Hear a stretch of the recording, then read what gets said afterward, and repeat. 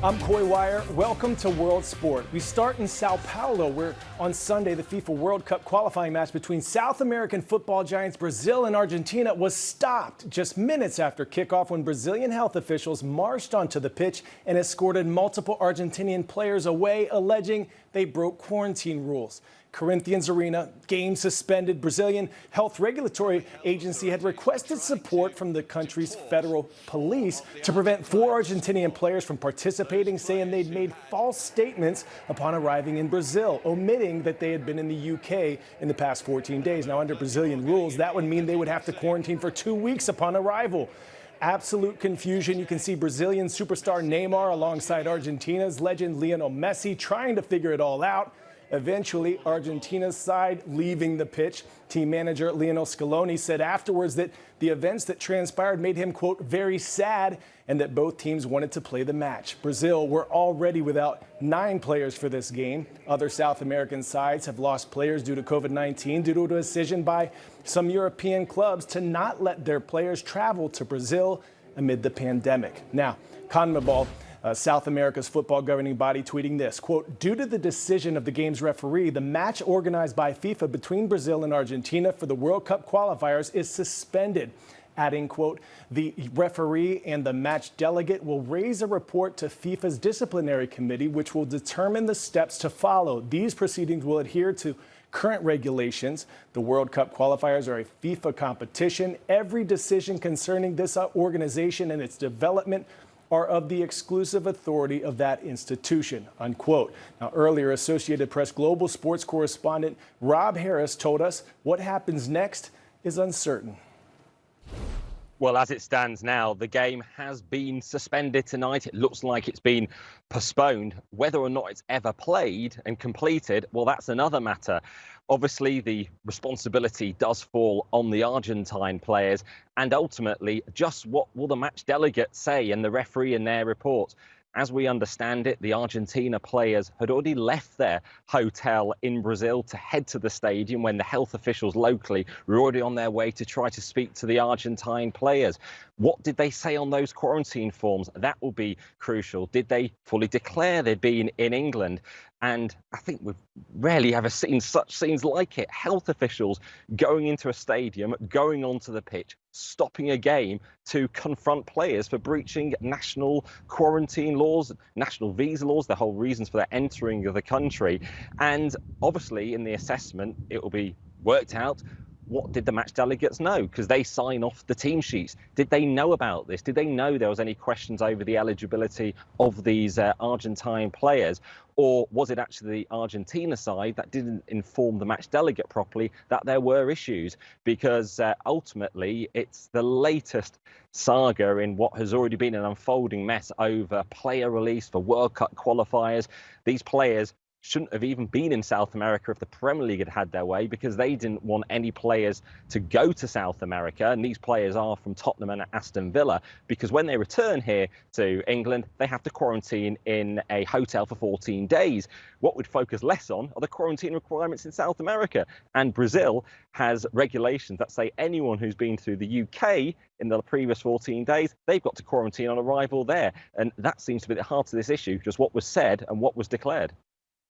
Thanks to Rob Harris. Much more to come on this, and we at CNN World Sport will stay on top of it as it all unfolds in the coming days.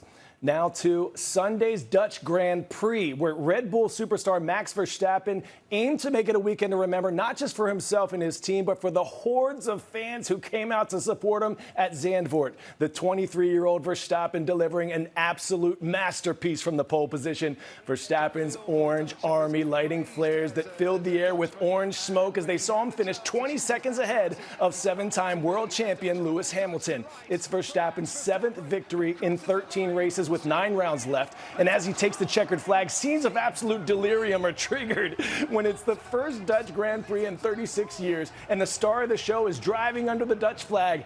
Crowd goes wild. 70,000 strong, sea of orange everywhere you look, willing Verstappen on every step of the way. The Dutchman also now overturning a 3-point deficit in the driver's standings to go ahead of Hamilton.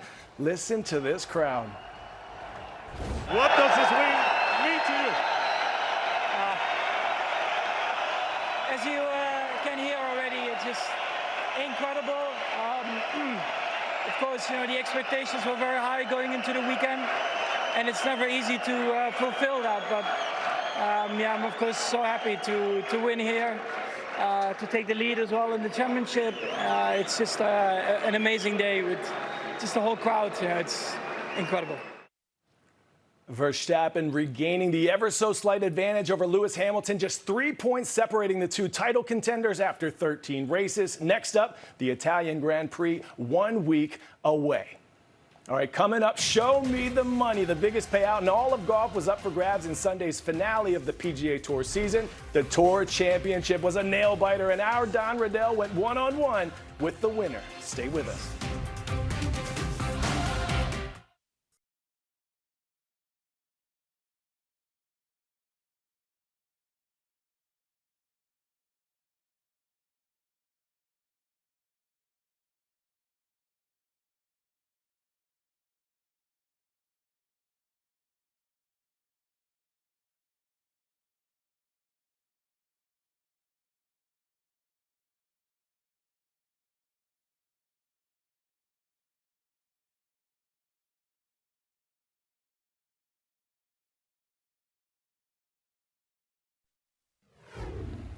And we are back with the richest purse in golf. A total of $60 million paid out for the FedEx Cup at the end of the PGA Tour season. The Tour Championship at East Lake here in Atlanta was the grand finale. USA's Patrick Cantlay started the week with a 4-shot lead over Spain's Jon Rahm in the FedEx Cup standings, but he had just a 2-shot lead heading into the final round on Sunday. The 29-year-old, nicknamed Patty Ice because of his ability to stay cool under pressure, had the heat turned up headed into the final hole.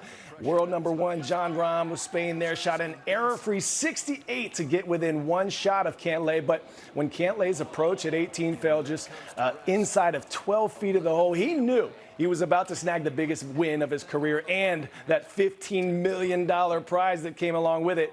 Cantlay joins Dustin Johnson, Tiger Woods as the only players in FedEx Cup history to rank number 1 in the FedEx Cup entering the Tour Championship and then go on to win it. Afterwards, our Don Riddell caught up with your winner, who talked about how this moment feels and how he made the most of it.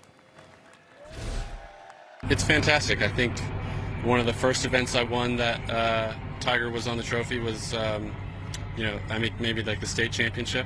And so to be here now and do it again, I think that's, it's why we play the game. And to put my name on the trophy with those list of other greats, I think that's fantastic, and I'm really proud.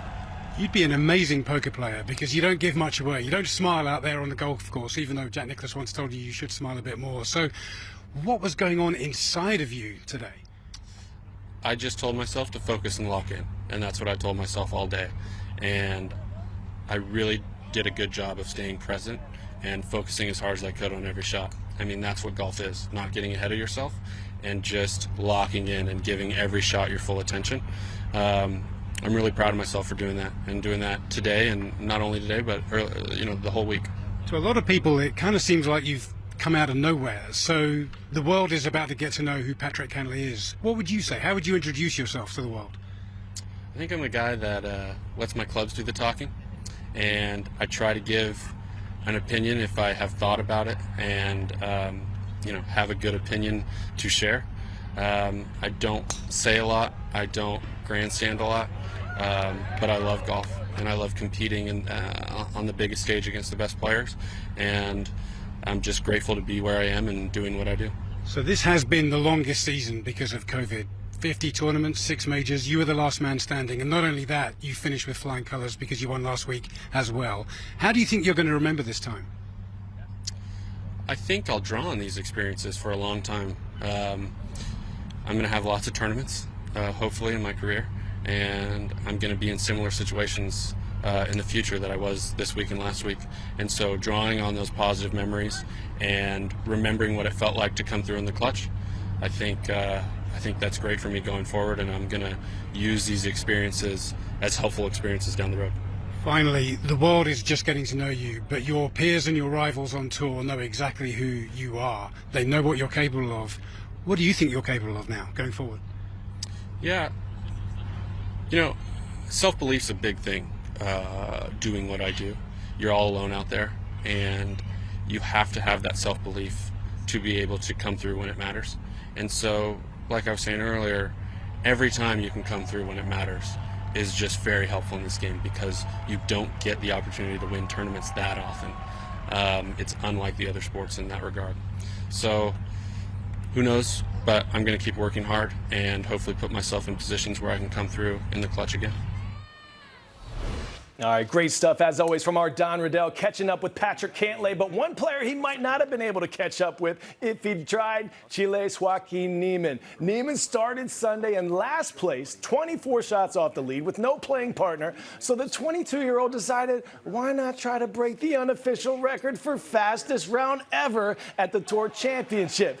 About 30 to 40 fans running along with him during the round. Got a good workout and saw some history. Niemann finishes the round at 1 hour, 53 minutes. That's 6 minutes faster than the previous fastest time held by Kevin Na. Not a bad day either. He shot a 72, just as he did in his first round.